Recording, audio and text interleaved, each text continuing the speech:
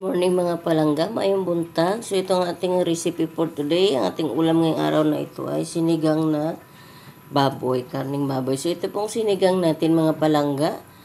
Ito kagabi ho ay nilaga ko na po ito. Kaya yan, malinis ho siya kasi pinakuluan ko muna siya ng mga 20 minutes tapos hinugasan ng 6 na beses. Kaya tingnan nyo ho ang karne is malinaw po siya, wala po siyang dumi. Yung mga nandyang medyo maitim, yan po pamintang crack po yan nilagay ko. May kamatis, saka may siling haba po. May mga langgang ating napakasarap na sinigang na baboy po. So, sa kabila po may ininit tayong kawali para po yan sa corned beef, no? Corned beef na ito. Corned beef na may itlog para sa bunso ko kasi gusto niya is sa baon niya is corned beef po na may itlog.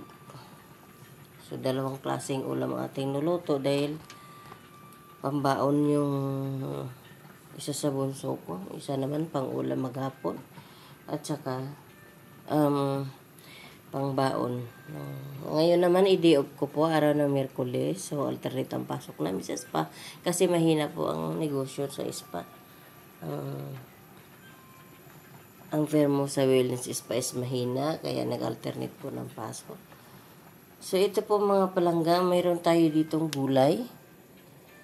Ayan, itong talong ko po galing ito sa farm, tanim ni Kabayang Nori ko. Aking parientes. Ayan. Sa tanim lang po na ito, bumili ako. Tapos sa ating mayroon tayong kangkong. Binili ko kahapon kangkong. Nagaling lang din po sa tanim. So, ilagay ko na po ito mga palanggano. At ang ating karning baboy ay malambot na po yan. Kagabi pa po yan. Kaya, ang tips ko sa inyo mga palangga, yung karning baboy nyo po ipakuluan muna. Hugasan. Palambutin muna. Tapos, pag medyo lumambot-lambot na, ayan, hugasan nyo po ng maraming beses para matanggal yung mga dumi at saka yung ibang taba. So, ilagay ko na po ito. Dahil ang atin naman pong, ilagay ko na po ang gulay dahil ang karne po natin is malambot na po yan kagabi pa. Yan. Atin na pong ilagay ang ating gulay.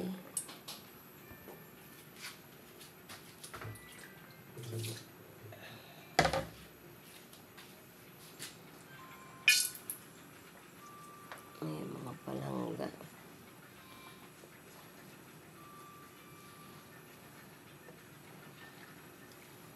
Ayan ang ating napakasarap na sinigang recipe for the day.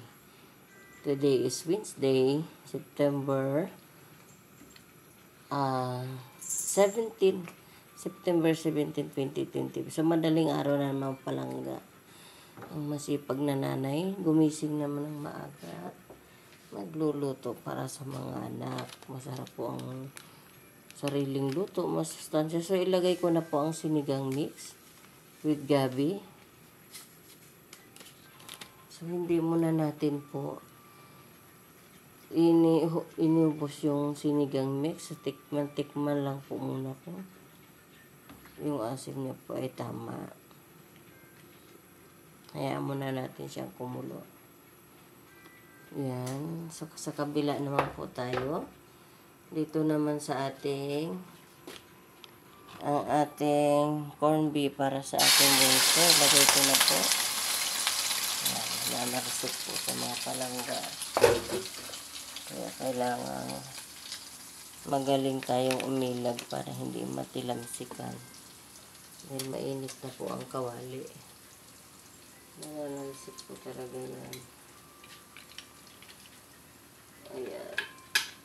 Hanapin natin ang ating sandok na silikon.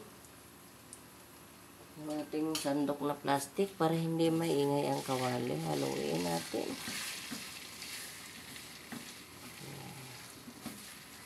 Okay lang pong haluin yan. Mahalaga na luto yung corned beef na may itlog. Nakahalo na po dyan mga palangga itlog. Pwede naman nating lakasan kasi sobrang hina ng apoy.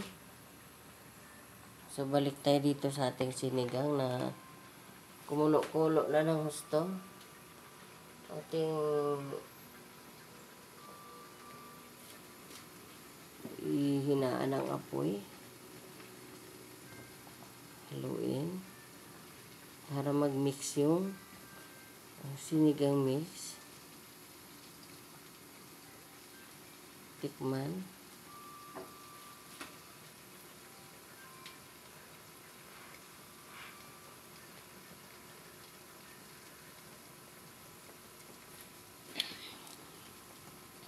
So, kulang mga palangga sa asin.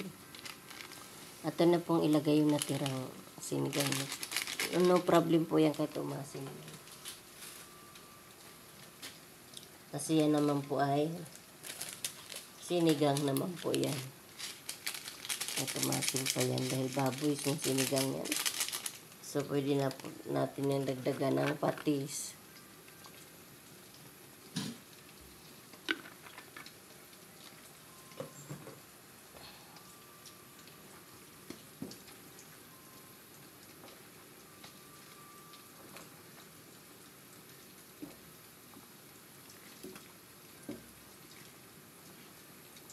Ating haluin. Ang ating sa kabila is yung corn beef natin sa kabila. Ganun talaga mga palangga kapag nanay. Kailangan multitasking. Alam, mabilis ang kilos pag nagluto. Kahit doble-doble yan. Ang niluluto mo, okay lang yan.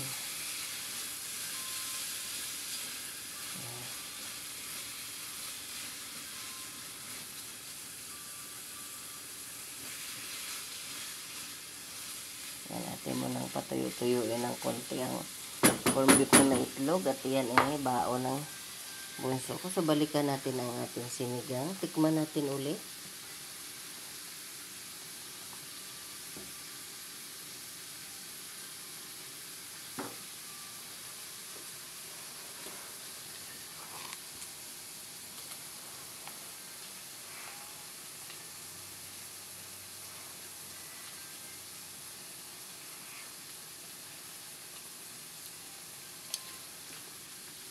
So, tama na po sa asim ang ating sinigang mga palangga.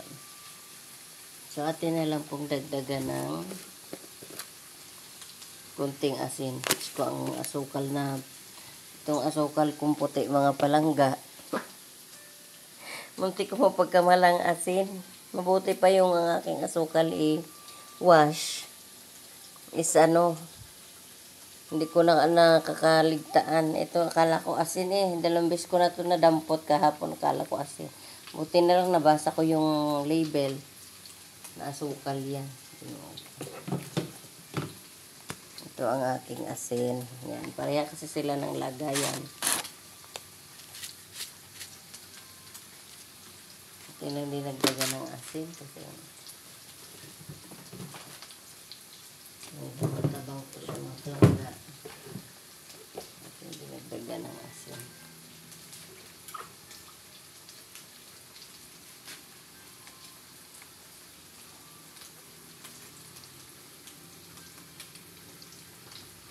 Ayan, pero pwede na po itong patayin. Luto na po yan kasi baka ma-overcook naman si gulay. Ating corn beef sa kabila is pinatayin na din at nanikip na dito sa kawali. Ayan po ang ating napakasarap na ulam ngayong araw na ito, sinigang na baboy. Napakalinis po ng sinigang na ito at pinakuluan muna, pinalambutan, tas hinugasan ng 6 na beses. So, malinis po talaga siya. Tanggal yung mga dumi, mga scabs. Tanggal yung naunang taba ng baboy. Kumaga panibagong sabaw na yan. So, ito ang ating